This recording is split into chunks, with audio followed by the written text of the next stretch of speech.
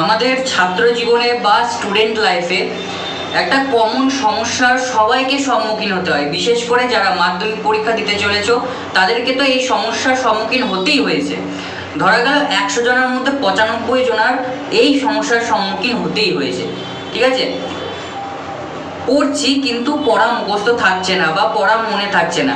হয়তো আজকে একটা বড় প্রশ্ন মুখস্থ করলাম, কিন্তু কালকে বা তার পরের দিন গিয়ে সেই প্রশ্নটা যখন লেখার চেষ্টা করছি কোনো পয়েন্টই মনে আসছে না। পয়েন্ট যদি মনে আসে তাহলে পয়েন্টের ভেতরে কোন কোন বিষয়বস্তুগুলো ছিল সেইগুলো আমি মনে করতে পারছি না। দেখো, ঠিক আছে, এই সমস্যা সবারই জীবনে এসেছে, আসবে। ঠিক আছে, ভয় খাওয়ার কোনো বিষয় নেই, চিন্তা করার কোনো প্রয়োজন নেই। একটু ধৈর্য ধরে আমাদেরকে পড়তে হবে, হাল ছাড়লে চলবে না। ঠিক আছে, এই সমস্যা প্রচুর দেখা দেবে তোমাদের। এখন মাধ্যমিক যারা পরীক্ষা দিতে চলেছো, তোমাদের সামনে টেস্ট, প্রচুর মাথায় চিন্তা ঘুরপাক খাচ্ছে, তাই না? সামনে টেস্টে ভালো রেজাল্ট কী করে করবো, কোন কোন প্রশ্নগুলো পড়লে কমন পাবো, এই সমস্ত বিভিন্ন চিন্তা আমাদের মাথার মধ্যে এখন ঘুরছে। ঠিক আছে, তো এই যে পড়া ভুলে যাওয়ার যে বিষয়টা, সেটা স্বাভাবিক বিষয়, সবারই জীবনে এসেছে, তোমাদের জীবনেও পরবর্তীকালে আসবে। যত উচ্চশিক্ষার দিকে এগিয়ে যাবে তত এই সমস্যা দেখা দেবে। ঠিক আছে, তা বলে কি আমরা পড়াশোনা ছেড়ে দেবো, হাল ছেড়ে দেবো? তা তো হয় না, আমাদেরকে একটু ধৈর্য ধরে পড়তে হবে। তাহলে এই পরিস্থিতিতে দাঁড়িয়ে আমাদের কিছু বিষয় মাথায় রেখে পড়াশোনা চালিয়ে যেতে হবে। দেখো, বিষয়গুলো কোনো বড় বিষয় নয়। ঠিক আছে, তোমরা এই বিষয়গুলোকে কাজে লাগিয়ে বা মাথায় রেখে পড়াশোনা চালিয়ে যাও, অবশ্যই পড়া মনে থাকবে। কেন মনে থাকবে না? সবাই যখন মনে রাখতে পারছে, আমি কেন পড়া মুখস্থ রাখতে পারবো না? ঠিক আছে, আমাদেরকেও পড়া মুখস্থ রাখতে হবে, মনে রাখতে হবে, না হলে আমরা ভালো রেজাল্ট করবো কি করে, লিখবো কি করে, তাই না? ধরো তুমি আজকে কৃষক আন্দোলন বা কৃষক বিদ্রোহের কারণগুলো তুমি পড়বে। ঠিক আছে, 8 নম্বরের একটা প্রশ্ন, কৃষক আন্দোলনগুলি সম্বন্ধে ব্যাখ্যা করো বা কৃষক আন্দোলনগুলি সম্বন্ধে যা জানো সেগুলো লেখো, এরকম একটা প্রশ্ন তুমি আজকে মুখস্থ করবে। ঠিক আছে, এই যে এই প্রশ্নটা যখন পড়বে, প্রশ্নটার বিষয়বস্তু তোমাকে প্রথমে জানতে হবে। কৃষক আন্দোলনের বিষয়বস্তু কি, বা তারা কেন বিদ্রোহী হয়ে উঠেছিল, তারা কেন আন্দোলন করেছিল? একটাই কারণ, তাদের ওপরে রাজস্ব বৃদ্ধি ও তাদের ওপর অত্যাচার, অতিরিক্ত পরিমাণে অত্যাচার। ঠিক আছে, তাই না? কৃষকরা তো এই কারণেই বিদ্রোহী হয়ে উঠেছিল। তাহলে এই যে বিষয়বস্তুটা তুমি যখন মনে রাখবে, তোমার সব পয়েন্টগুলো দেখবে ক্লিয়ার হয়ে যাবে। ঠিক আছে, একটু বিষয়বস্তু মানে প্রথম থেকে বলে আসছি যে বিষয়বস্তু তোমাদেরকে কিন্তু ভালোভাবে মনে রাখতেই হবে। বিষয়বস্তু মনে থাকলে সমস্ত প্রশ্ন ভালোভাবে উত্তর দিতে পারবেই। ঠিক আছে, তো বিষয়বস্তু ফার্স্টে মনে রাখতে হবে, তারপরে পয়েন্টগুলো তোমাদের মনে রাখতে হবে। পয়েন্টগুলো মুখস্থ করে নাও, দরকার পড়লে মুখস্থ করে নাও। ঠিক আছে, পয়েন্টগুলো যদি মুখস্থ থাকে তাহলে বিষয়বস্তু আপনি মুখস্থ হয়ে যাবে, তাই না? এবার মানে বিষয়বস্তু বলতে যে পয়েন্টের ভেতরে যে যে লেখাগুলো আছে সেগুলোর কথা বলছি, সেইগুলো অটোমেটিক হয়ে যাবে যদি পয়েন্টগুলো ভালোভাবে মনে রাখো।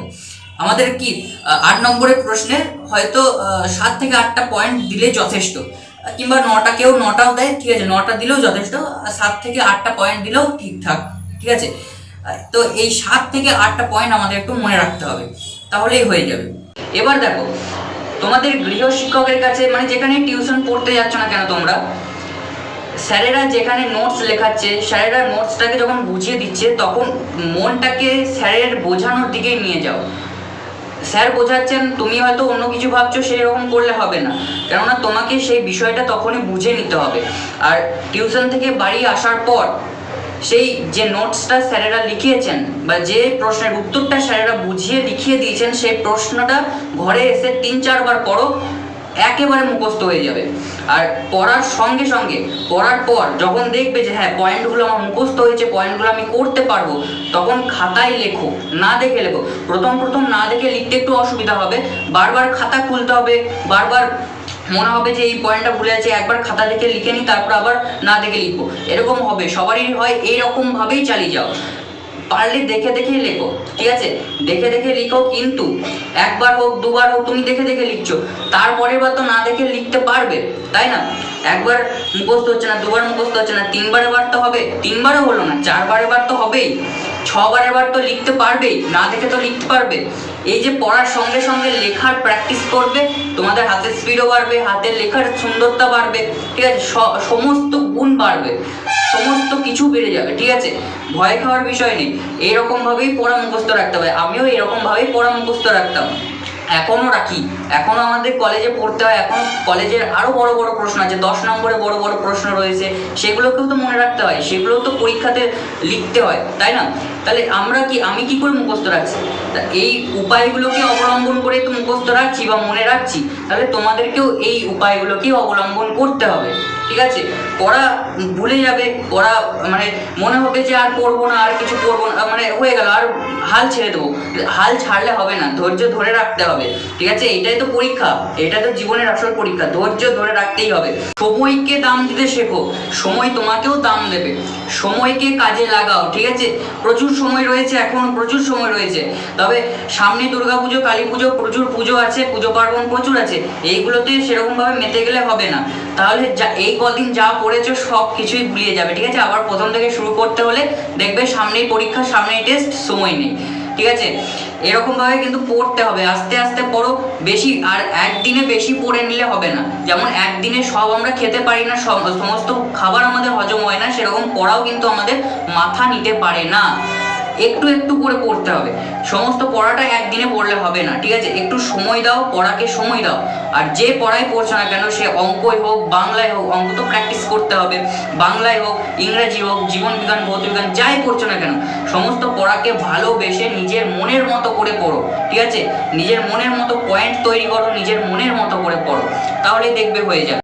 এরপর তোমরা যে পড়াটা পড়ছো, ধরে নিলাম তোমরা কৃষক আন্দোলন সম্বন্ধে যে প্রশ্নটা পড়ছো, সেই প্রশ্নটা পড়ার সময় যখন উত্তরটা পড়ছো, তখন মাথার মধ্যে একটা চিত্র অঙ্কন করো, মানে কল্পনা করো, ও আচ্ছা, তাহলে এইরকমভাবে কৃষকরা বিভিন্ন আন্দোলন শুরু করেছিল, বিভিন্ন বিদ্রোহী কৃষকরা বিদ্রোহী হয়ে উঠেছিল, বিভিন্ন অঞ্চলের কৃষকরা এরকমভাবে অত্যাচারিত হতে হতে তাদের বাঁধ ভেঙে গেল, এরকমভাবে বিদ্রোহী হয়ে উঠেছিল। এরকম একটা কল্পনা করো, মাথার মধ্যে একটা কল্পনা করো।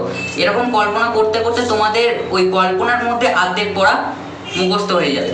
আর যেটা বলেছিলাম, স্যারেরা বা গৃহশিক্ষকেরা বা স্কুলের স্যারেরা যে প্রশ্নটা বা যে অধ্যায়টা তোমাদেরকে বোঝাচ্ছেন, তখন ওই বোঝানোর মধ্যেই তোমাদের মনোযোগ সহকারে সেই পড়াটা বুঝে নিতে হবে, অন্যদিকে মন দিলে হবে না, ঠিক আছে।